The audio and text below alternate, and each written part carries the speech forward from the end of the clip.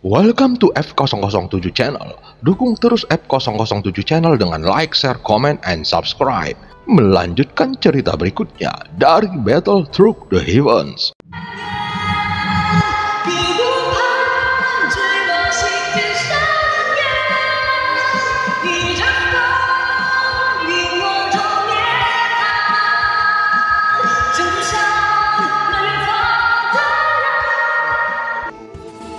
Selamat beraktivitas dan terima kasih atas dukungannya selama ini. Semoga semua sobat F007 selalu diberikan kesehatan dan rezeki yang berlimpah. Amin ya robbal alamin. Pada part sebelumnya, setelah membentuk Angry Buddha Lotus Flame 3 warna, avatar dewa asli langsung bergabung dengan Xiaoyan dan mulai menggila. Dia kemudian membentuk kembali domain dewa abadinya. Seketika, semua sosok terjebak di dalam domain dewa abadi dan mereka seolah-olah seperti bahan pemurnian di dalam kuali obat raksasa. Namun domain dewa abadinya masih belum stabil dan akhirnya runtuh.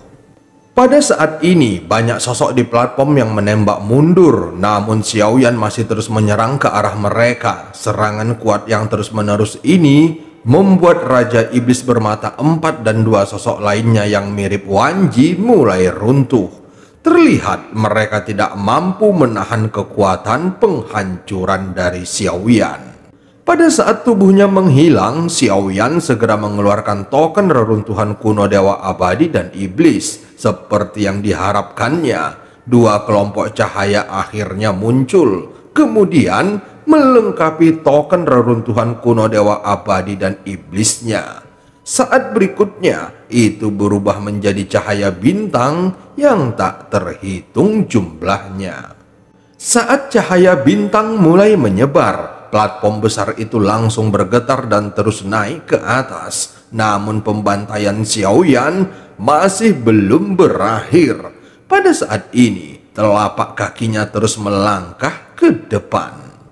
Terlihat kekuatan 7 langkah dewa pembunuh yang ditampilkan oleh tubuh 10.000 kakinya beberapa kali lebih kuat. Dan bayangan kaki itu tidak hanya mengembun samar, tetapi juga memiliki kekuatan aturan.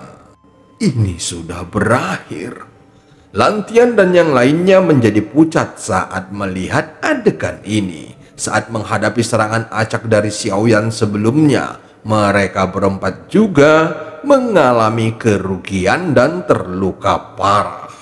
Oleh karena itu, saat menyaksikan Xiaoyan masih menyerang dengan momentum yang menghancurkan, mereka merasa serangan itu seolah-olah ingin membunuh semua keberadaan yang ada di atas platform, termasuk mereka berempat. Saat berikutnya, 7 langkah dewa pembunuh meledak dan sosok yang tersisa mulai melawan. Saat mereka menyadari tidak dapat memblokir serangannya, mereka semua bergegas melarikan diri. Namun di bawah gabungan kekuatan ini, tidak ada satupun dari mereka yang bisa menghindar dan akhirnya memuntahkan seteguk darah. Beberapa saat kemudian, mereka berusaha dengan susah payah untuk menstabilkan sosoknya dan bergegas menembak mundur lagi. Setelah menggunakan teknik bertarung 7 langkah dewa pembunuh, sosok besar Xiaoyan langsung berubah menjadi normal. Terlihat di bawah kakinya ada guntur ekstrim dan sambil memegang penguasa berat Suan, dia langsung bergegas menuju yang terluka. Sosok-sosok ini dapat mengubah aturan persidangan dan dengan mudah mengontrolnya. Aku khawatir wanita itu mewakili kehendak roh dunia kuno Dewa Abadi dan Iblis. Sambil berpikir, kakinya yang diselimuti guntur mulai melangkah maju. Dari keterampilan bertarung yang dikombinasikannya sekarang, Xiaoyan memiliki kekuatan fisik yang menakutkan. Xiaoyan segera bergerak dengan kecepatan yang sangat cepat. Setelah 3 langkah berturut-turut, mereka musnah dalam sekejap mata dan berubah menjadi titik bintang yang tak terhitung jumlahnya. Tiba-tiba platform di bawahnya naik dengan liar dan platform itu telah melewati awan abu-abu. Tetapi pemandangan di sekitarnya tampak menjadi semakin redup, seolah-olah mereka telah sampai ke kedalaman awan. Saat melihat ke sekitarnya, dia menemukan ada istana yang ditangguhkan di atas awan. Tetapi dari kejauhan, istana itu tampak sepi. Istana Abadi Tianjun. Kita benar-benar bisa langsung sampai ke Istana Abadi Tianjun. Lantian dan lainnya yang masih terluka parah juga tertarik oleh Istana Abadi Tianjun di atas kepala mereka dan tiba-tiba mengeluarkan suara yang bersemangat.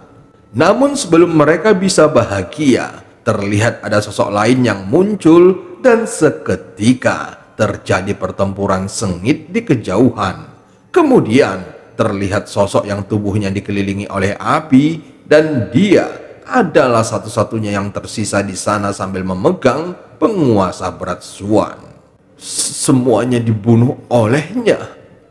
Mata mereka berempat langsung berkontraksi dan mengerutkan kening. Mereka tahu bahwa Xiaoyan memang kuat, tetapi mereka tidak menyangka dia benar-benar sangat kuat. Pada saat ini mereka berempat merasa bahwa mereka seperti semut di mata Xiaoyan. Sebelumnya mereka melihat Xiaoyan masih di kejauhan sambil memegang penguasa berat Zuan. Namun sekarang dia tiba-tiba sudah berada di depan mereka dalam sekejap mata. Senior, terima kasih telah menyelamatkan kami.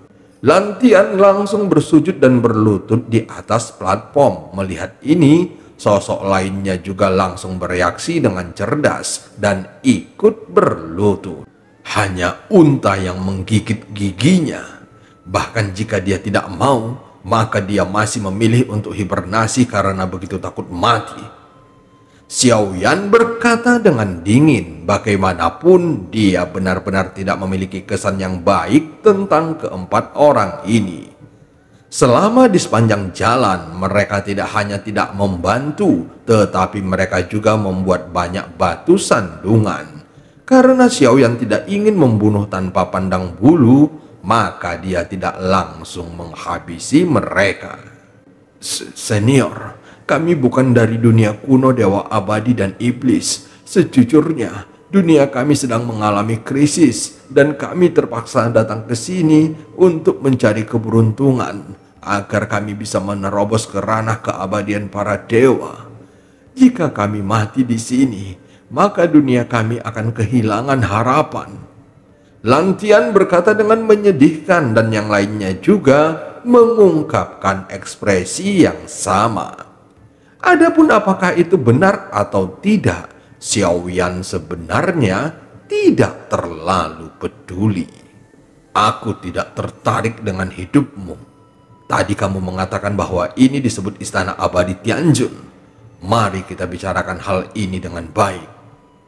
Bagaimanapun, tidak ada gunanya membunuh mereka. Lebih baik membawa mereka berempat ke Istana Abadi Tianjun ini. Karena mereka pernah ke sini, seharusnya mereka pasti memiliki pemahaman tentangnya dan pernah mendengar bahwa Tianjunsu ada di sini. Apalagi mereka juga di sini untuk Tianjunsu, dan jika mereka ingin mendapatkannya, maka mereka harus diakui oleh Istana Abadi Tianjun. Sebelum datang ke sini, kami telah melakukan penelitian dan Istana Abadi Tianjun ini nyata. Dikatakan bahwa Tianjunsu ada di dalamnya dan itu juga dapat diambil. Hanya saja premisnya, senior harus dikenali oleh Tianjunsu. Sehingga senior harus memasuki Istana Abadi Tianjun terlebih dahulu. Aku mendengar bahwa setiap orang yang memasuki Istana Abadi Tianjun akan mengalami hal yang berbeda. Aku tidak menyembunyikan apapun kepada senior, percayalah. Lantian menjelaskan apa yang diketahuinya dengan senyum pahit. Faktanya, mereka berempat sebenarnya telah memasukinya. Namun tidak satupun dari mereka yang bisa melewati rintangannya. Sekarang mereka tampak tidak takut dipermalukan. Lagi pula di mata mereka, Xiaoyan adalah eksistensi yang sangat kuat dan bahkan dapat membunuh mereka tanpa berkedip. Apakah kamu telah memasukinya? Xiaoyan tiba-tiba menatap Lantian dengan sedikit menyipitkan matanya. Kami memang pernah memasukinya, dan pada saat itu dipimpin oleh keabadian para dewa tingkat kedua. Namun hanya setelah beberapa saat memasukinya, dia memilih untuk menyerah. Tetapi bagi kami ini adalah jenis ciptaan terbaik dan sulit ditemukan. Jadi kami ingin mencoba peruntungan lagi. Xiaoyan langsung mengerutkan keningnya. Setelah mendengar pengakuannya, dia tidak menduga mereka masih mencoba menutupi kebenaran darinya. Untungnya saat ini Xiaoyan belum berniat membunuh mereka. Apakah yang kamu maksudkan? Bahwa setiap orang yang memasuki Istana Abadi Tianjun akan melihat sesuatu yang berbeda? Xiaoyan bertanya lagi dan menatapnya dengan serius. Sepertinya dunia kuno Dewa Abadi dan Iblis ini sangat terobsesi dengan ilusi dan pandai menciptakan ilusi untuk mempengaruhi mereka mencapai tujuan yang diinginkan. Iya, itu benar, dan ilusinya berbeda bagi setiap orang yang memasukinya. Pada akhirnya, kami semua keluar dari ilusi dan tidak ada dari kami yang bisa mendapatkan pengakuan dari Istana Abadi Tianjun. Aneh rasanya untuk mengatakan hal ini. Namun izinkan aku mengatakan situasi yang tidak biasa ini. Kami sudah berada di sini beberapa kali, tetapi ini pertama kalinya kami bertemu monster-monster itu, dan tidak masuk akal jika mereka semua muncul secara bersamaan. Apalagi ada juga monster yang belum pernah kami lihat sebelumnya. Lantian melanjutkan kata-katanya. Namun Xiaoyan tidak peduli. Bagaimanapun, saat sosok yang mirip Wanji muncul, dia sudah menduga bahwa hal ini dilakukan oleh seseorang yang dianggapnya tidak terlalu penting. Xiaoyan segera mengalihkan pandangannya ke Istana Abadi Tianjun. Kemudian tatapannya jatuh ke belakang Istana Abadi Tianjun dan dia samar-samar bisa melihat bahwa pilar batu yang tampaknya menopang bagian langit dan bumi ini sampai di sini.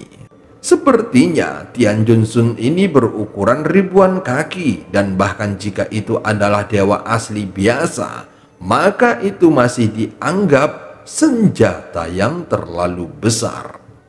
Saat melihat debu yang menempel di permukaannya telah mengeras, Xiaoyan tidak bisa menilai sudah berapa tahun Tianjun Sun ini berdiri di sini dan tidak ada yang bisa mengambilnya.